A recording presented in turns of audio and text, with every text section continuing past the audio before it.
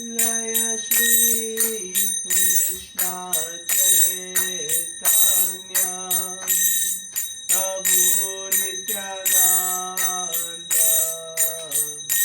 Shri Advaita Gadadhar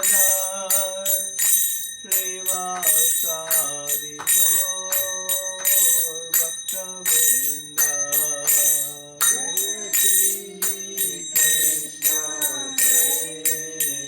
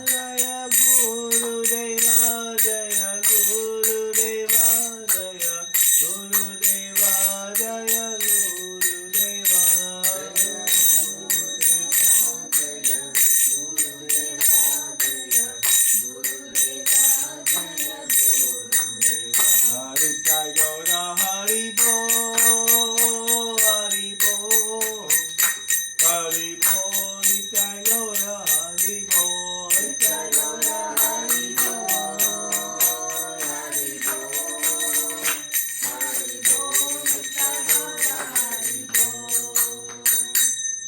Jai Nam Sankirtana ki Jai, Prabhupada ki Jai. Om Namo Bhagavate Vasudevaya. Om Namo Bhagavate Vasudevaya. Om Namo Bhagavate Vasudevaya. Om Namo Bhagavate Vasudevaya. Om Namo Bhagavate Vasudevaya.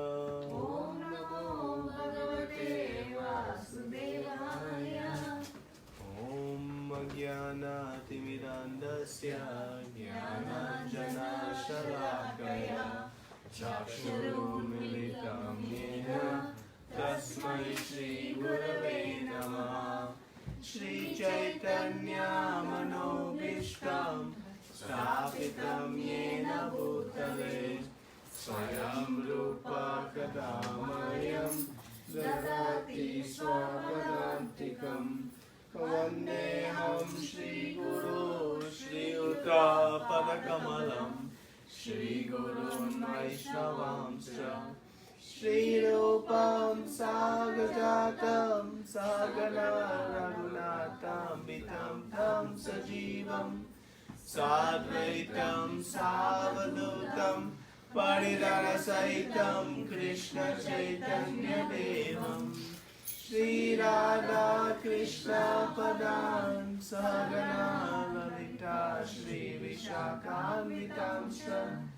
Hey Krishna Karuna Sindhu Dinabandho Jagatpate Gopesha Gopika Kanta Radha Kanta Namostute Tapta Kanchana Gaurangi Radhe Vrindavaneshwari Krishnavanu Sute Devi Paramami Hari Priye Mancha Kalpa Tarubhyascha Kripa Sindhu Devacha Patitanam Pavanebhyo Vaishnavebhyo Namo Namaha. Namo Vishnu Padaya Krishna Prasthaya Bhutale Srimate Bhaktivedanta Swami Niti Namine. Namaste Saraswate Deve Gauravani Pracharine Nirvishesha Shunyavadi Paschatya Deshatarine. Jai Shri Krishna Chaitanya Prabhu Nityananda Shri Advaita Gadadara Shri Vasadi Gaura Bhaktivinoda. Hare Krishna Krishna Krishna Hare Hare Hare Rama Rama Rama Hare Hare.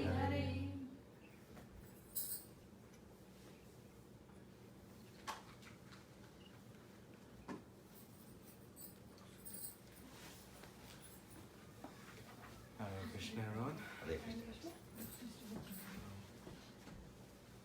Welcome to our continued study of Bhagavad Gita. So, what verse did we discuss last week? The 41st. 241, right? 42. Yeah. And we said we want to stop becoming multi-branched. Because when we are like this, pulled in so many directions. Not sure what need to fulfill first, which to do second, which to do third. How to find this so-called balance between all the different things that are competing for our time. Our friends, our family, our career, our own self. And we know that we're engaged in all these different activities to find some good, some positive outcome for us. And we know that if I spend more time in one area, I have to give up something in another because I am limited. My time is limited. I have fixed resources. So there's always a constant struggle of which trade-offs to make. Shall I advance my career, but then I'll have less time for my family and friends? Shall I spend more time with my family, but then less time with my friends or my health? And like this, we make so many trade-offs. And most of our New Year's resolutions are to reset these trade-offs.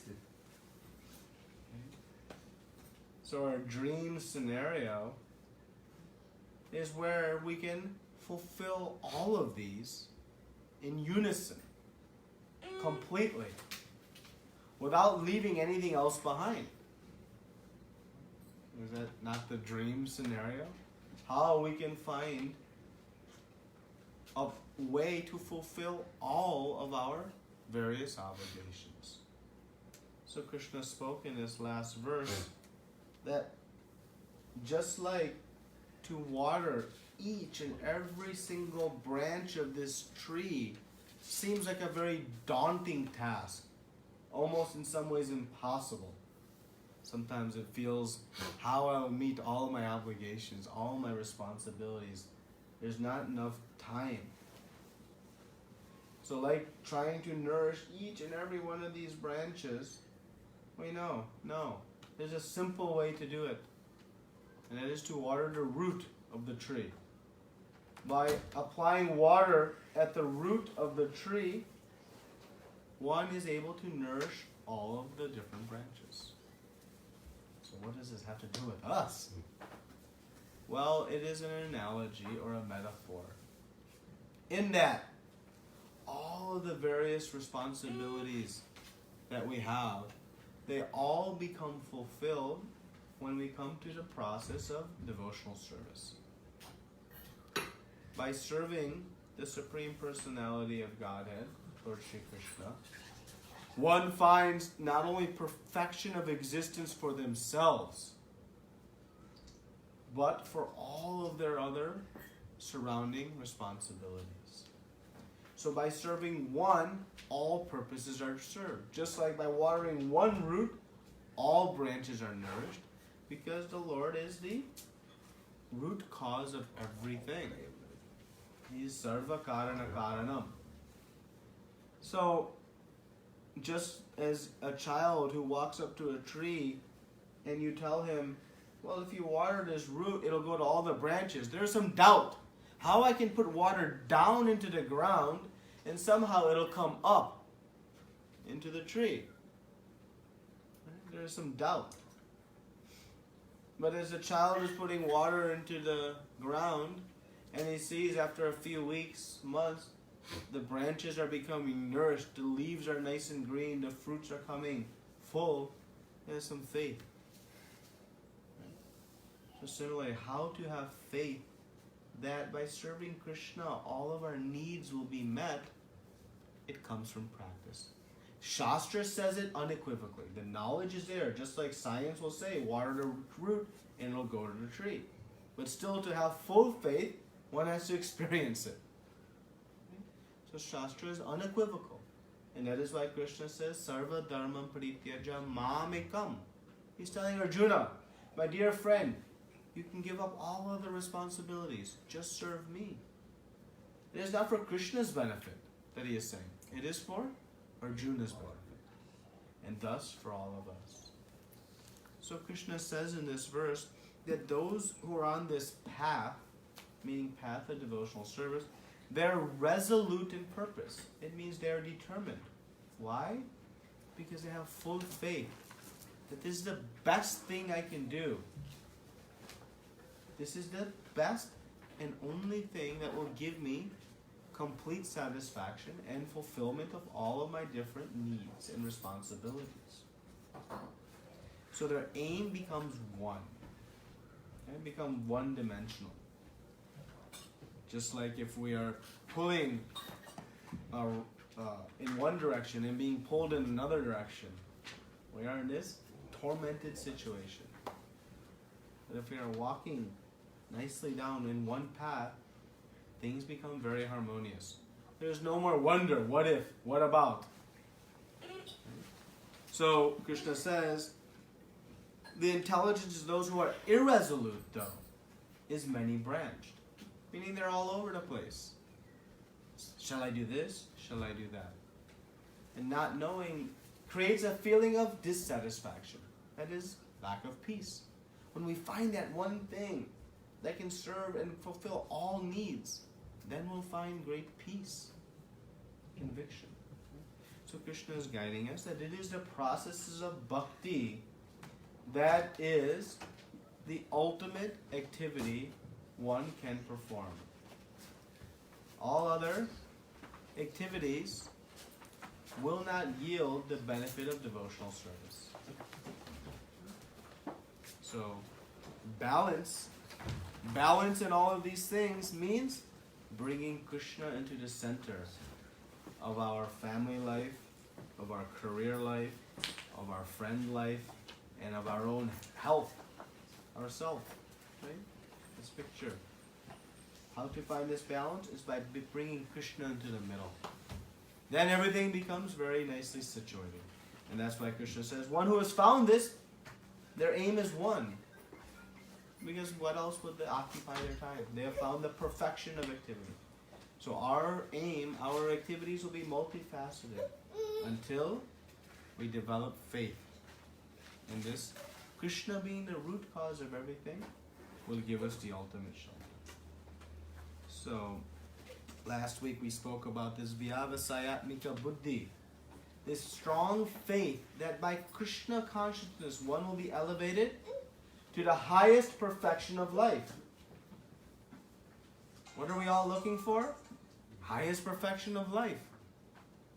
So one that has a strong faith that it comes by Krishna consciousness, not by increasing our bank account, not by increasing our friends on Facebook, not by increasing our fame or our strength or all these other things, our beauty and no. How? By Krishna consciousness. But it takes some faith. When one has that type of intelligence, it is called veda-vada-ratah buddhi. And Vishnu Chakravarti Thakur explains that fixed intelligence means fixed intelligence in the guidance of the spiritual master, the guru. Because the guru is guiding one in how to do Krishna consciousness, which is the means to highest perfection of life. So they are not different. The instruction of guru is following the instruction of Krishna. So now, Krishna is going to speak an interesting verse. We'll read a few verses today, possibly. So he says in this verse, men of small knowledge are very much attached to the flowery words of the Vedas, which recommend various fruitive activities for elevation to heavenly planets, result in good birth, power, and so forth. Being desirous of sense gratification, opulent in life, they say that there's nothing more than this. Does this sound familiar? This sounds like most people. Find some power, some good birth, some opulence. There's nothing more than this in life. But if we read the next verse, Krishna says, in the minds of those who are too attached to sense enjoyment and material opulence, and who are bewildered by such things, the resolute determination for devotional service to the Lord does not take place. So Krishna said in the 41st verse, one who is resolute on this path. Resolute means determined. No obstacles, no difficulties will stop me. Why? Because I have faith. This is the path to the highest perfection of life. So what blocks, what hinders this resolute determination in the path of devotional service? The senses of material pleasures. So let's read the purport to the 42nd verse, and we can read a couple paragraphs. People in general are not very intelligent, and due to their ignorance, they are most attached to the fruitive activities recommended in the Kamakanda portion of the Vedas. They do not want anything more than sense gratificatory proposals for enjoying life in heaven, where wine and women are available and material opulences is very common. In the Vedas, many sacrifices are recommended for elevation to the heavenly planets, especially the Jyotistoma sacrifices.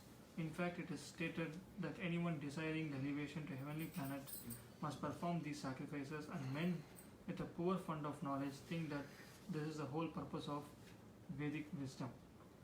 It is very difficult for such inexperienced person to be situated in the determined action of Krishna consciousness, as fools are attached to the flowers of poisonous trees without knowing the result of such attraction. Unenlightened men are similarly attracted by such heavenly opulence and the sense enjoyment, therefore. In the Karma-kanda section of the Vedas, it is said, Apama somam amrita abhuma akshayam havai chaturmasya yajinaha sukrutam bhavati.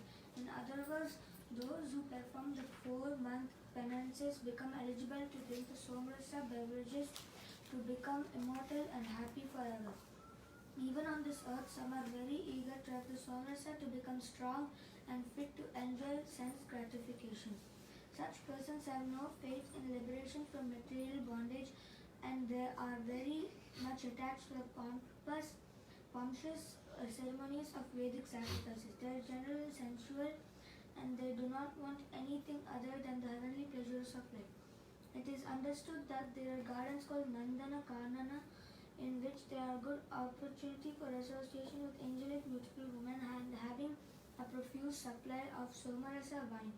Such bodily happiness is certainly sensual. Therefore, there are those who are purely attached to such material temporary happiness as lords of the material world. So why do we think Krishna is speaking this verse? Men of small knowledge are very much attached to the flowery words of the Vedas, which recommend fruitive activities for elevation to heavenly planets, result in good birth, power, and so forth.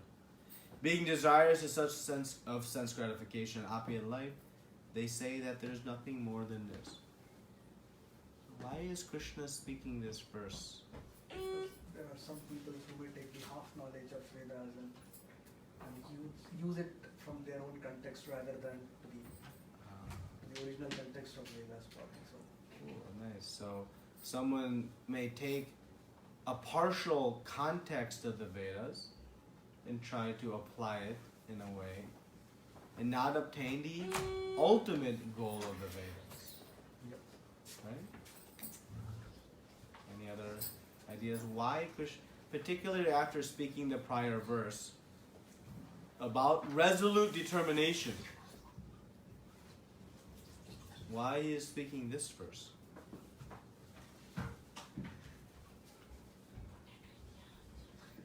He's speaking to Arjuna.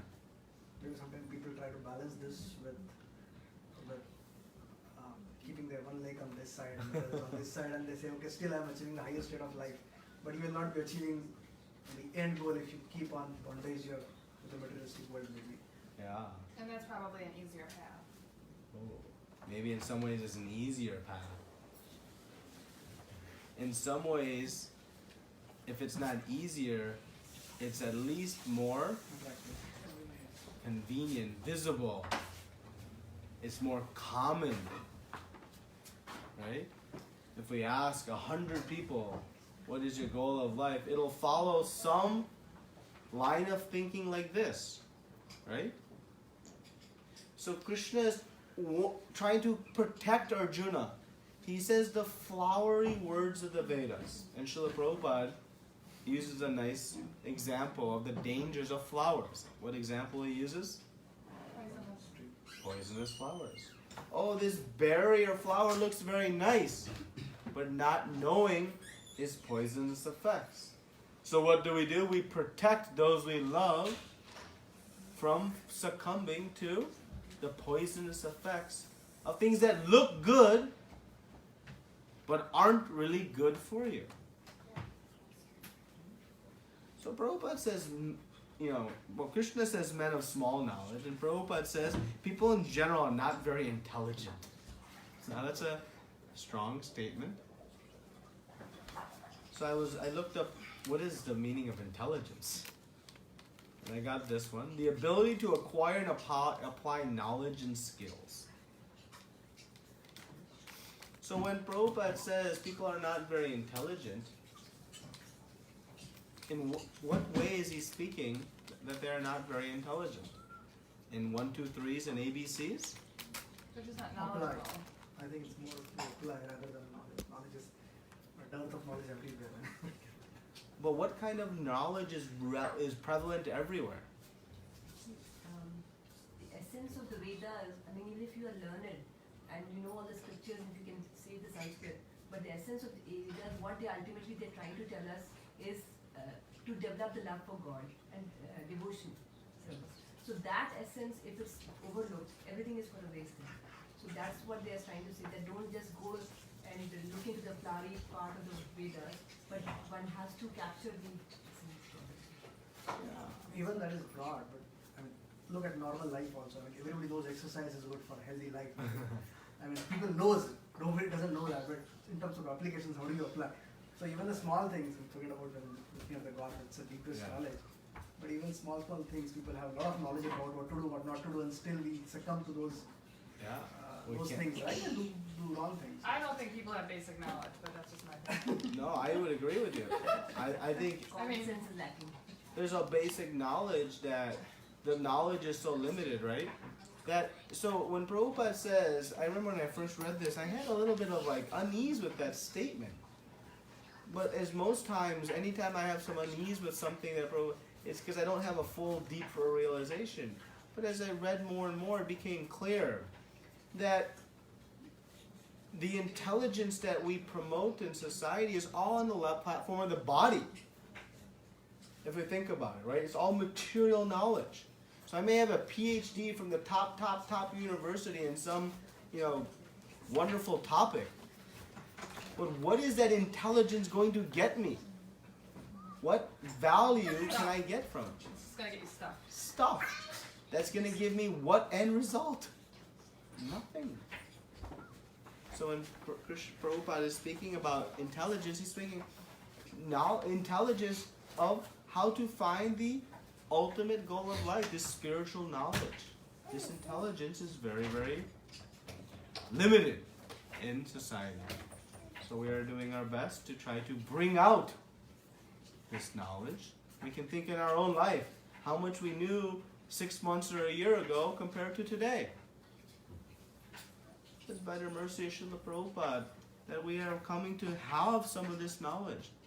So now Krishna is speaking very importantly about a topic, because one of the main misconceptions within the realm of what we call spirituality is that these, what we call karma kanda, or these advanced material sense enjoyment, is part of spiritual life.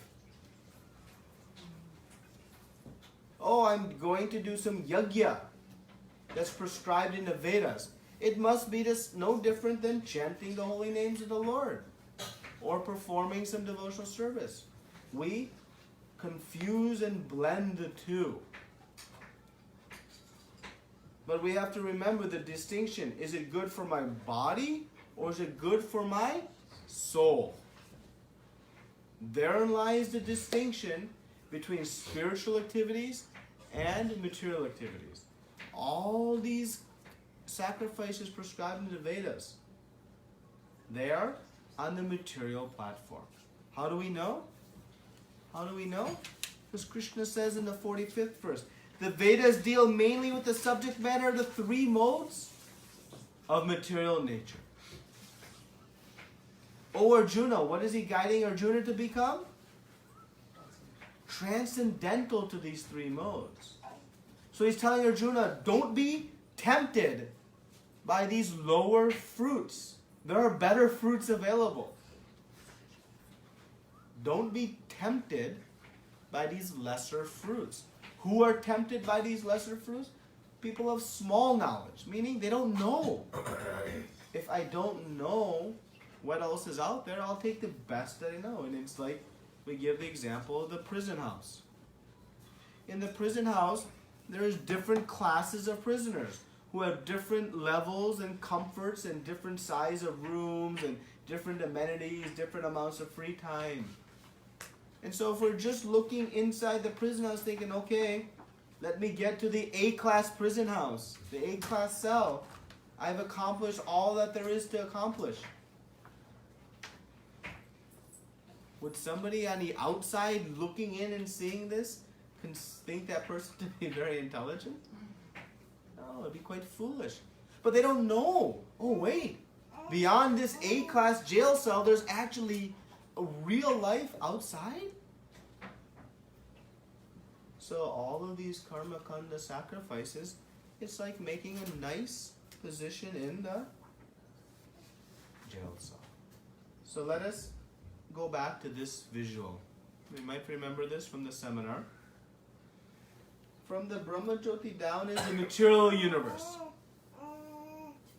And beyond is the spiritual realm. So in the spiritual realm, it is Vaikuntha, free of miseries. Material world, full of miseries. Krishna is going to say later, from the highest planet to the lowest planet, within this material world, it is Dukkhalayam, full of misery. Maybe relatively less in the higher planets, like the A-class jail cell, but still. So to cross from the material world to spiritual world, one must work on the platform of the soul and go beyond these desires for sense enjoyment. As soon as one crosses the desire for material activities, then one transcends to a higher platform. So that's why Krishna is saying to Arjuna, become transcendental to the three modes. So when we speak about in the Vedas these karma kanda sacrifices, let us understand what they are getting. You can see here there are 14 different planetary systems within one universe. Patalok, Rasalok, Mahalok, all these lokas. Okay? We are currently situated in Bhuloka, that is in the middle planetary system. So, if you perform these various sacrifices in the Vedas, these karma kanda sacrifices, you can elevate to some of these higher planetary systems. And what is there? More opulence, this soma rasa, this beautiful men and women, beautiful gardens. Wow, sounds nice, huh? Sounds attractive. Well, it is relative to Bhulok. It is better. But how is that compared to the spiritual world? That we must find out. We must know the totality of what is available to us and then decide where is it that I want to go. Because if we try to follow these karma kanda sacrifices, we'll still stay within this material world. Because it is a material activity. It is for the pleasure of the body. Yes, it is enhanced pleasures. It is regulated, so it is following some regulated scriptural guidance. But it is not bhakti. It is not a spiritual activity. Because the end goal is material happiness. Right? So one may ask, well, what's wrong with that? Right?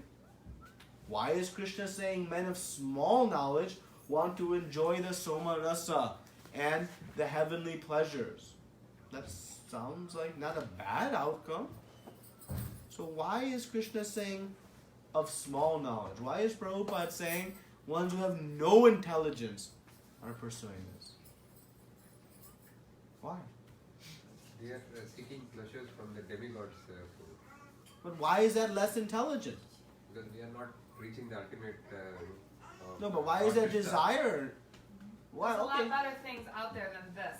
There's a lot better things out there than this. That's exactly, there's more opportunity. What's better? What's better? The spiritual world. Why? Is it because I like it better or you like it better? Or Krishna likes it? What exists in the spiritual world? Eternal happiness. Peace. There is no misery. Vaikuntha. But in the material world? So even in the higher planetary systems, there is birth, death, old age, disease. There is stress, anxiety, fear. What is the fear of those in the higher planetary systems? They're gonna drop down. They're going to drop down. And we have this same fear when we're on vacation. What is our anxiety? It's going to end. Similarly, once one burns, uses their good credits, whatever credits they earn by doing the yajna and sacrifice, as those are consumed, they must come back. So it's not a pace of peace. Because one is also, when they're in the midst of that enjoyment, they're also anxious. Because they know it will end. So let us draw a very clear distinction between bhakti and these karma kanda sacrifices. This is very, very important. Because too often we just mash it all together. They're all the same. That is like saying gold is the same as iron. Oji, is gold the same as iron? Our jeweler. It is not, right? They're different. So, in the karma kanda sacrifices, the goal is sense enjoyment. It is a material activity to enjoy bodily pleasures in some elaborate ways. In bhakti, the goal, it's a spiritual activity for pleasing Krishna. Pardon the spelling. It's pleasing Krishna. That is the goal. So what is the result in karma kanda? It's temporary and limited. Whereas in bhakti, it is eternal and unlimited. Where does one go in following karma kanda? A temporary residence in the higher planets. Still within material world. What's an example of karma kanda? Oh, thank you. That's where I was headed. Yes. 1 second, I'll come back to that. Bhakti. What is the destination of one who is practicing devotional service? Residence in the spiritual world. Free of all misery. So when presented with these two options, which would one choose? Depends on the person, really. Right? But if you had access to knowing both and you chose karma kanda, would that make you intelligent? You're choosing a temporary, a limited result, one that has still so many side effects. Now, if one doesn't know, well then they're doing the best they know. So Krishna is bringing us to see the full picture and then guiding on what to do. So he's trying to protect us from being attracted to the flowery words of some of these various sacrifices that seem very nice. But when we dig deep, we see nothing compared to bhakti. So you asked a very important question. What is an example of karma kanda sacrifices? This is the blessing you have, and some of us have, who have not become confused by a lot of the spirituality, so-called, that exists in India. Because there, these processes get very mixed and confused. Okay? So what are karma kanda processes? What What is karma-kanda? Worshipping the demigods for your own Worship of the various devatas for material pleasures. Yeah. Doing all these yajnas prescribed in the Vedas.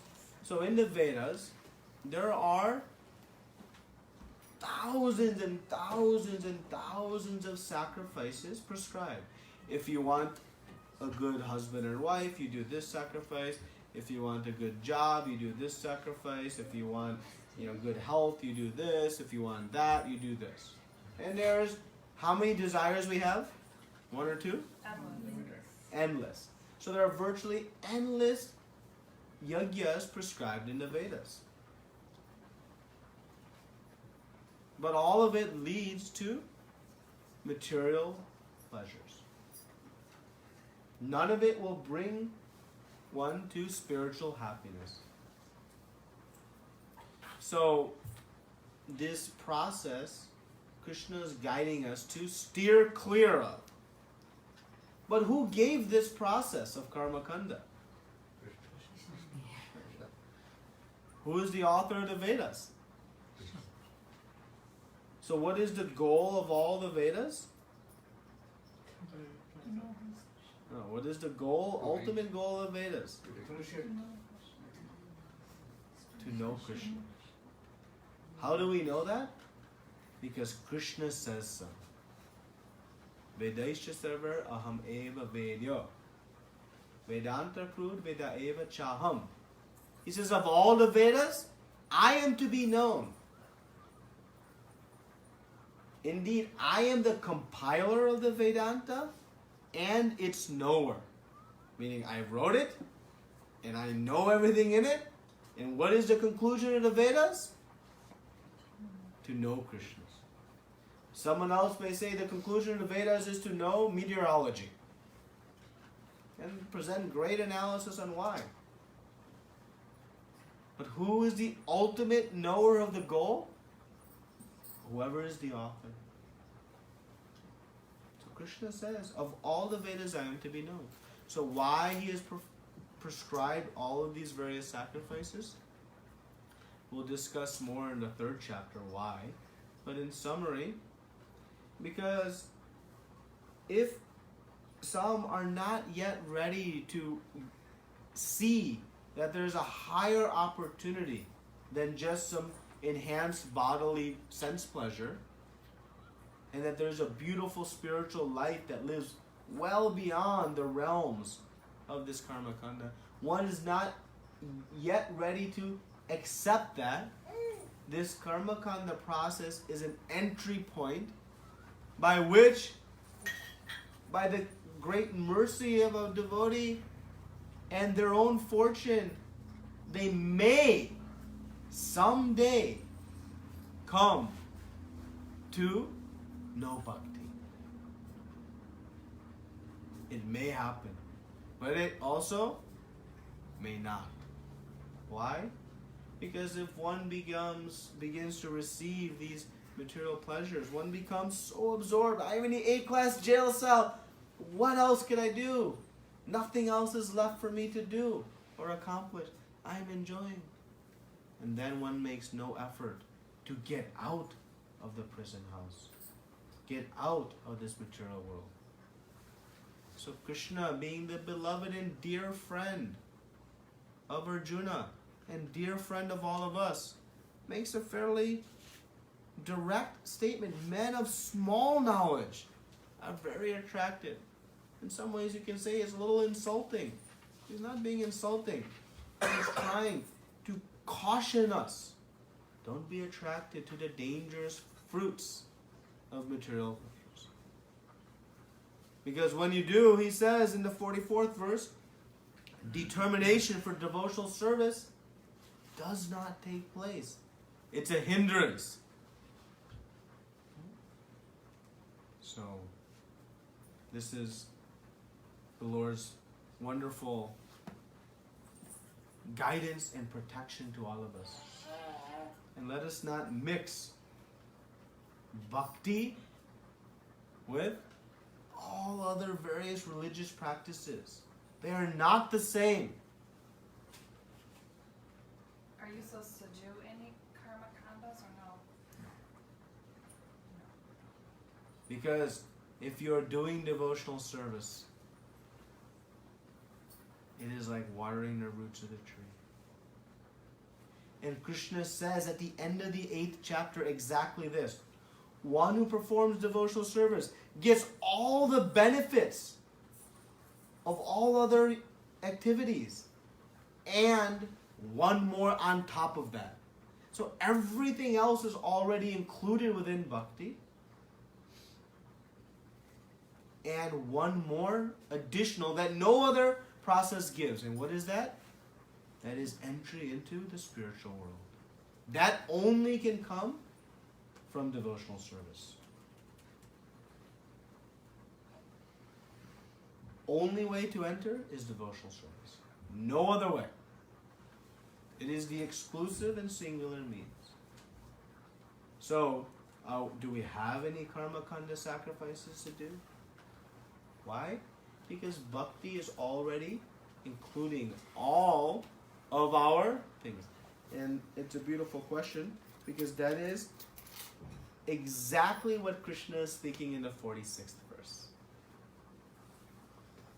Because this question is a very good and common question. Well, if I do bhakti, but what about this? I'm leaving behind something. I am ignoring something else. I should do them all, right? I should serve them all. But Krishna is saying, Mam ekam, only me. How he can say only me? Because by serving the root, all the branches are nourished. And so he says in the very next verse, all purposes served by a small well at once can be served by a great reservoir of water. He's giving an analogy. Similarly, all the purposes of the Vedas can be served to one who knows the purpose behind them. All the different purposes of the Vedas can be served by one who knows the ultimate purpose of the Vedas, to know Krishna. And that is bhakti. So we have been given the greatest fortune to have come to know about devotional service, about bhakti. And with that, one can know that is the means to the highest perfection of life. Our aim can be one. Without leaving anything behind, everything will be satisfied, accomplished. Okay? Other comments or questions? So Prabhu, so the bhakti cannot be connected to a demigod, like there could be some person who may have full bhakti with some demigod without a material sense gratification. Is that possible? Bhakti yoga means knowing Krishna to be the Supreme Personality of Godhead in rendering devotional service. Bhakti, Rupa Goswami says, Anyabilashita sunyam jnana-karma navatam Krishna anu shilanam. So, devotional service, bhakti, says Krishna shilanam, bhaktir uttama. This pure bhakti is love towards who? Krishna. That is bhakti. So it is not a generic word. It is not a generic word, yeah. Like yoga is a generic. You can have a yoga with X, Y, Z or whatever. You can have karma yoga, jnana yoga, buddhi yoga, yeah, ashtanga. But bhakti yoga is devotional service to Krishna. That is Krishna is the author of all yoga. And he explains Ananya Bhakti in the 8th chapter of Bhagavad Gita. So one can have love or worship towards a different devata. But that is not bhakti. Bhakti is the Krishna anushilanam bhakti urtama. So what is bhakti to Krishna means? What is the sign of bhakti to Krishna means? What is the sign of bhakti to Krishna? So what is the first meaning of bhakti means? Devotional service. Bhakti means love, right? Bhakti is kind of means love, devotion. And how does one express their love? By service. I express my love to my mother by telling her I love her. But I more deeply express my love by rendering some service to her. That is the ultimate expression of love. So bhakti is the action. Anushilanam has several meanings, but it is an active cultivation following in the footsteps of the previous acharyas. So following, activity, and actually constant also. There's 3 dimensions of this word. So bhakti is the activity of expressing my love to Krishna, my devotion to Krishna. So when we say service, service is an expression of love. Unfortunately, service in our material context is a service, is an expression of our begrudgingly, I'll run to the office and do the work. There's no love there. So bhakti is an activity as an expression of love. So what is an activity of expressing love to Krishna? What is bhakti? So in the Bhakti Rasamrita Sindhu, which is the law book of how to do devotional service, is given. What are the different activities that are devotional service, that are bhakti? 64 angas are given. And we know our basic 4 principles are association, books, reading, chanting, and honoring Krishna Prasadam, diet. These 4 things are the pillars of our bhakti, of our devotional life. There's more. Rendering service to Lord Jagannath during his Rath Yatra festival. Just pulling the chariot. Not just, but pulling the chariot. Bhakti. Seeing the form of the Lord on the chariot. That is bhakti. Hearing the holy names. That is bhakti. Honoring prasadam. That is bhakti. Which makes bhakti very accessible to all of us. Doing the karma kanda sacrifices, actually, we cannot even do them now. Because there are no priests who actually can recite the mantras perfectly to complete those sacrifices. In a karma kanda sacrifice, if there is even one stutter, one syllable mispronounced during any part of this yajna, everything, the whole sacrificial arena, all of the contents, all of the bhoga, everything has to be destroyed and rebuilt. Such a technical process it is. We cannot actually even do them today. Yet how technical is it to sing and dance for the Lord? To honor Krishna Prasadam? To chant His holy names? So that is bhakti. So we should be clear what is bhakti and what is not bhakti. Because there's a lot of confusion. Good deeds are not bhakti. There's good deeds. It's better than bad deeds, of course. But it's good deeds. It'll yield material benefits. Better than yielding material punishment. But not better than bhakti. You had a question? Yeah. I'm referring to the previous verses, to 2.27. Okay. Why Krishna says after death there is a sure of birth. Does it mean in the case of self-realized person, after the death, he will get relief from this material planetary system and again take birth in spiritual world with a spiritual body? That's what he means.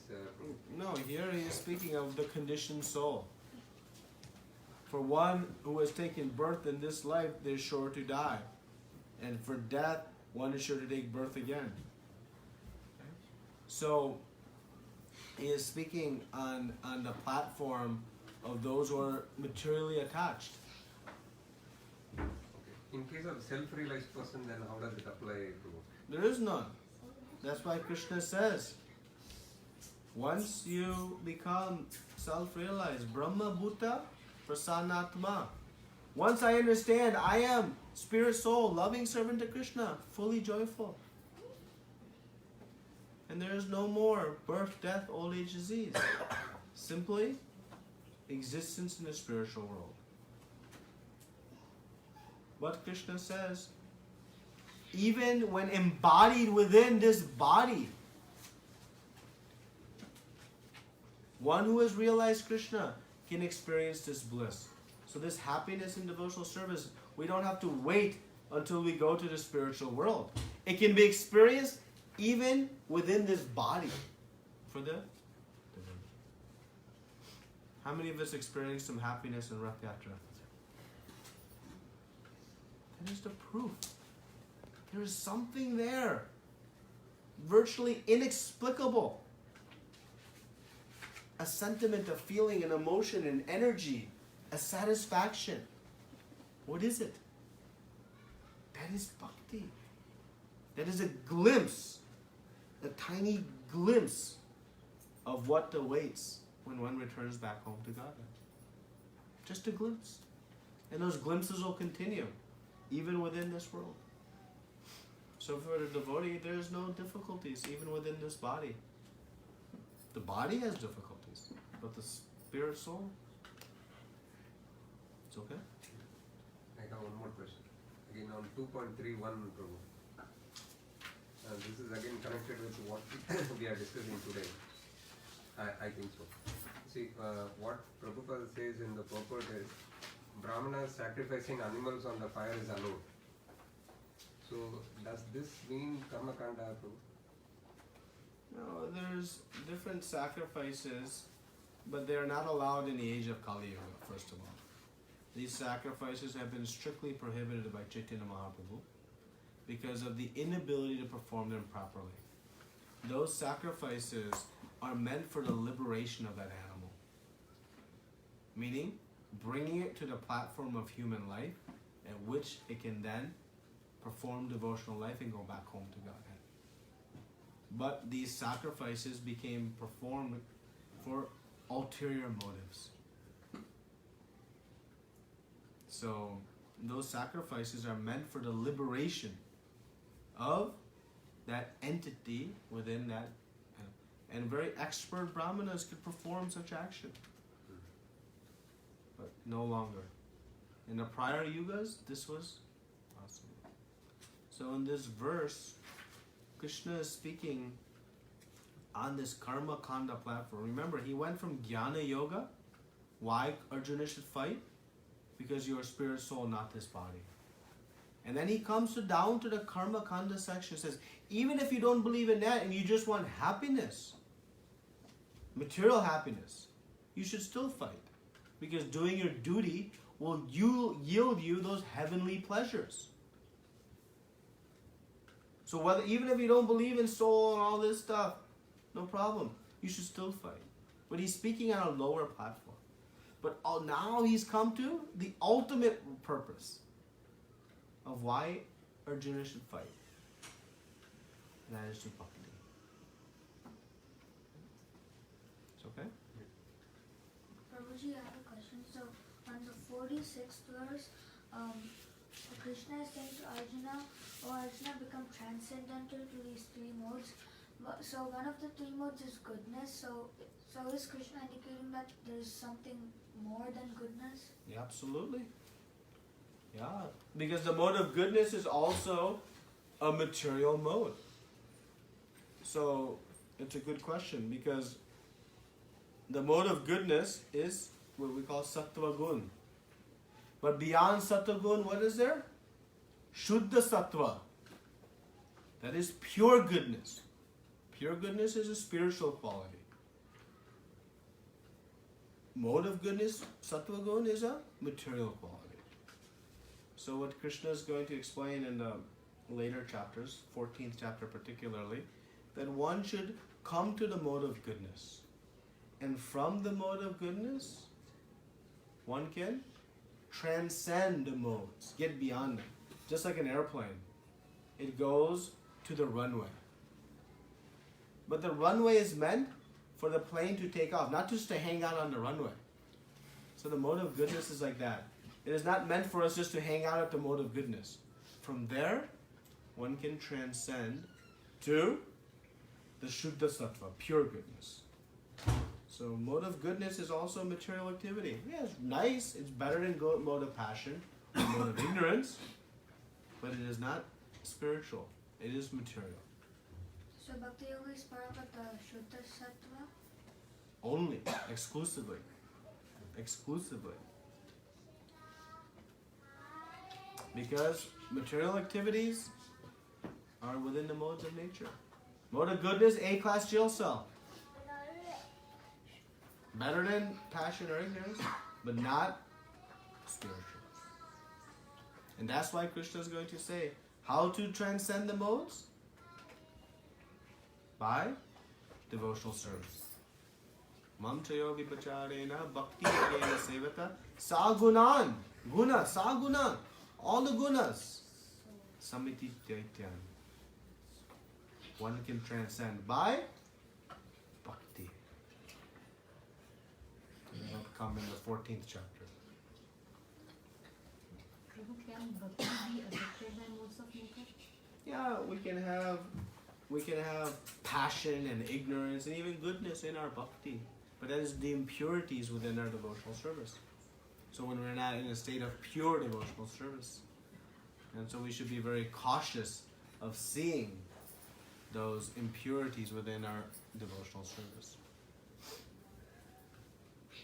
So, when we do devotion, bhakti, for the result, that is a mode of passion. I want some result. Okay? The only result we should want is Krishna's pleasure. Krishna's pleasure. Takes some time to get there. So what do we have to do? We have to chant more. We have to render service.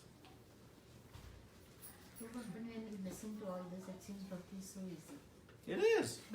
But when we really do it, it seems that you have to really love Krishna. And that love for Krishna always gets divided in all directions. And then you do not know whether it is really love for Krishna that you're doing it or you're doing it as a ritual. So bhakti, when it goes to karma kanda, you never realize that difference. No, it doesn't go to karma kanda. It never go. Bhakti can never go to karma kanda. You can approach Krishna for your material desires. He says that in the 7th chapter. Artha, artha, arti, gignasu, jnani. There's 4 people. They approach with some material desires. Some wealth, freedom from distress. They're curious. They want some knowledge. But that's not karma kanda. Because they're still going to Krishna. So Krishna says they're pious souls. So, but don't worry, meaning we should be mindful of the impurities in our bhakti. Just keep doing it. And it is a very simple process, but not easy. Simple. Chant. Eat prasadam. Hear about Krishna. So easy. Simple. What's difficult is fighting the allurement of Maya. All of our material attachments. Why the fire of bhakti is not igniting? Because we are pouring the water of all of our material attachments. So on the one hand, I'm trying to do bhakti, on the other hand, I am attaching to so many material activities. Okay? Bhakti Siddhanta Saraswati Thakur in the story says, it's like rowing the boat but you have tied the boat to the shore. You can row and row and row all you want. But if you're attached to your material desires, you'll not make progress, though you're rowing. So the measure of our progress in devotional service is in 6-month increments, something like that. Do I have less material attachments now than I did 6 months ago? If so, I have made progress in bhakti. Not how many verses I've memorized, not how well I can explain the science of Krishna to somebody, how nicely I can cook an offering for the Lord. Bhaktivedanta Swami Thakur says, by the measure of how much we have detached from our material desires. And when Krishna is going to speak in the coming verses, starting in verse 54, about this stitya prajna, this transcendentally situated person, he's going to say, what is the characteristic of this person? They have a shaved head, tilak, dhoti, sari, bead bag in hand. What is the characteristic? No material desires. So, that is our goal.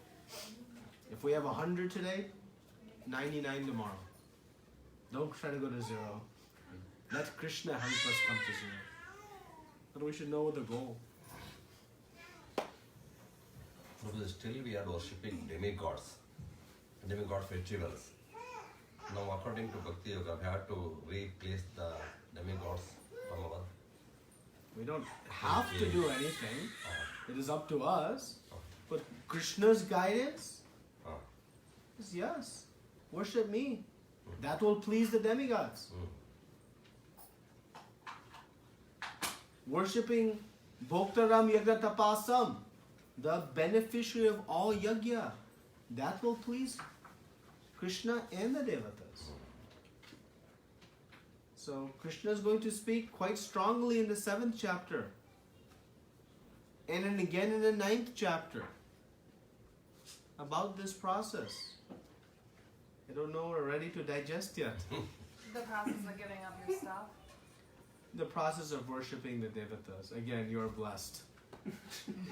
I'm speaking dead seriously. Honestly. I believe you. Yeah. I have the same because I didn't grow up in that. Because it's a difficult thing to break because there's so many long traditions and generations of, and it's not a bad thing at all. But there's something beyond that. That when we find it, there's a fear of giving that up. Right? There's a fear that I've been doing these traditions for so long, so then continue them. Until you feel comfortable in your heart that Krishna's taking care of everything. But know for sure, because Krishna would not tell his best friend Arjuna, Mamekam, if it was not best for him. So if you're asking what is best for you, if that's what you really want to know, Krishna tells you, Mamekam. Only me. Only bhakti.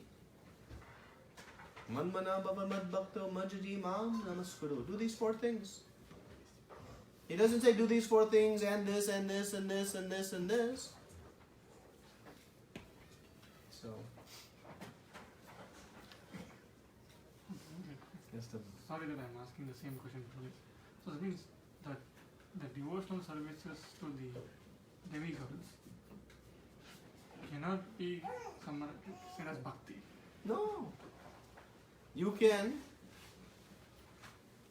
worship the devatas in their position as servants of Krishna and have that become devotional service.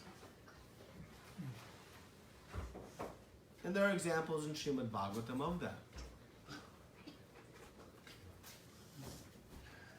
Where one worships the devatas in their position as servants of Krishna. But see, you do this every day. you serve your boss in the office. But if you're serving your boss in the office in their service to their boss, ultimately to the CEO, the owner, it is not in separation. I'm serving my boss but not the CEO, right? So who is the CEO of the world? It is Krishna. And the devatas are all these empowered officers, very powerful officers. Are there any examples wherein devata, the way they live their lives, they can present or they can signal us or give us signs that they are worshipping the ultimate Krishna? Are they uniform? Do they prescribe or do we have? It is not their position to prescribe. They don't create shastra. So they but we see show that as an example. Right? Yeah, because when they are in need of something, where do they go? They go to the shores of the Shweta Dweep, of the Milk Ocean, and they call Shirodakshai Vishnu through the agent of Brahma, and they pray for help in various manners. There's so many pastimes of this. So we see, who are they worshipping? Vishnu is also the form of Krishna. different. Yeah, So different. they're like food. the middleman. Yeah. So if you can go straight, why go through the wholesale channel? In fact, the birth of Krishna is associated with that only. That the demigods, when they went to the shores of, they went to the shores to ask for help from Vishnu. So that was, and that's how Krishna was born. Yeah, they show who is the ultimate worshipable personality. And because Krishna says, remember, the power that the devata has, where does it come from? Huh? From? Krishna. Where does the power of the CFO come from in a company? As soon as that title is removed, that person is on the street, all the power is gone. Is it not? The day after they're terminated, day before they can move billions of dollars as CFO. As soon as that position's gone, nothing. The power comes. Where does the power come? From the devatas. Krishna. Strongly say that these demigods or devatas are stuck. I mean, they're still stuck in the material world because we don't hear the stories of them giving us directions about, okay, we hear the stories, or probably we have not read every story for that matter. But we are all looking at the stories of how they are great, right? There are probably some part of life that wherein they pray or they take the power. That stories are possibly not. No, they're there. Yeah. Lord Indra's prayers. You read Lord Indra's prayers in Krishna. But the stories are shown when they just want something, not for ultimate objective of realizing themselves. No. Whenever they are in struggle, they go, they get the power and still perform happily, right? No. Krishna, in Lord Indra's prayers after the Govardhan Lila, he understands and explains what one should do, the position of Krishna. He says it very clearly. Now he came to that after making a mistake, but he came to that realization. So they instruct always on, not necessarily always, but they give instructions. And they are not stuck. They are extraordinarily elevated personalities who are empowered by Krishna to perform an important function, which is the administration of the whole material affairs. That's their role. Yeah, they are not, when we say don't do worship, doesn't mean we should have to respect greatly. Because they are Krishna's dear servants. So we have to respect. But respect is different than worship. Respect is different than worship. They will never have a desire to go beyond the No, they do. materialistic world. They do. It's supposed. They do. But they go or start there. Some they do come and back. some don't. Okay. So in that form, whatever we know about Indra is just one Indra's role that we know. Lord Indra is a position. It's not a person. Like president. That's a post. So you say that this one may change number of times depending on? Every manvantara. Okay. Every manvantara, the post of Indra, just like every 4 years is a new election, new person occupies the post of president. Every cycle of Manu, there's a different person occupying Lord Indra. That position. Lord Brahma. They're all Jiva Tattvas. They are posts. They're not posts of Indra. Trillion, unlimited. Because in every universe, there is a Lord Indra. Just picking one of the... Will that get covered in future, or there is something else? In Bhagavad Gita, in summary, Krishna is saying, don't be Ritya Gyan. Don't have your intelligence stolen. He's going to tell you this very clearly. Sometimes we may think harshly. Don't do it. Just like we tell our children, don't touch that electric, and if they go, we tell them strongly. But that strength of telling is out of love, out of protection, not out of criticism. So Krishna is going to speak very strongly about this worship. And he's going to say, don't do it. He's not going to beat around the bush. He's not going to cut it. Why? Because he's trying to protect his dear friend and all of us. Question is more about who will be, how the post getting decided on, what are these? Yeah, that's not in here. That is not in here. Will that sometime you can explain us, or? Yeah, it's based on your pious credits and your desires that one can achieve the different posts. So if one has desires, one can, perform various pious credits and obtain that position. So exactly the steps required, it's not so clear. But the general honestly, concept. It may be very low desire, but if it's already decided that who will be, it's good to see that. I mean, who could be that, right? It's just a succession plan. It's not a. Yeah, obviously, but at least some realm of some symptoms, or at least having some gunas of that, characters of just to watch him, right? Say aim of the CEO, you at least become a CFO. No, hence I said it may come out of not intelligence, but just a pure material desire. But that is coming in the mind, so it's good to express, So right? we have the example of Narad Muni, right? Narad Muni example, right? Like was the son of a maid servant and then he got him from... But he's not a devata. He was a pure devotee of the Lord. So there are elevation stories of many people. A Jamil we just discussed, all in one life.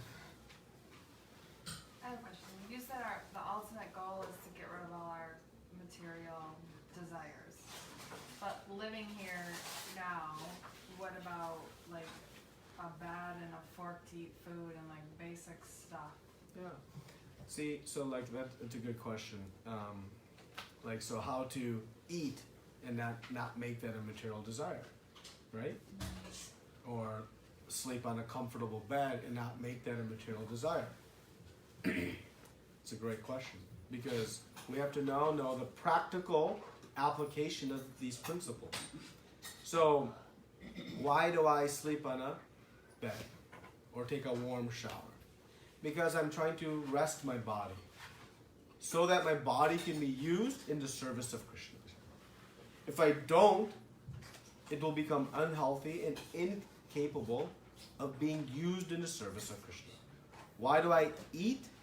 To nourish the body so that it can be used in the service of Krishna. So I eat to live, not live to eat. It's a big difference. Okay? So why do I put a jacket on in the winter? I should be renounced. I'm not this body, I'm spirit soul. No, because if I have a cold and a fever, I will not be able to render service to Krishna. So my purpose for dressing the body, feeding the body, resting the body, is to use it as a vehicle in Krishna's service. Not as a vehicle to derive sense pleasure, to make my neighbor envious. Look at my new jacket. Don't you wish you had it? Right? We do that. So the same activity. Devotee wears a jacket and the materialist wears a jacket. But the purpose is different. Okay? So we will maintain our bodies. We will maintain our homes. We'll take hot showers. Whatever.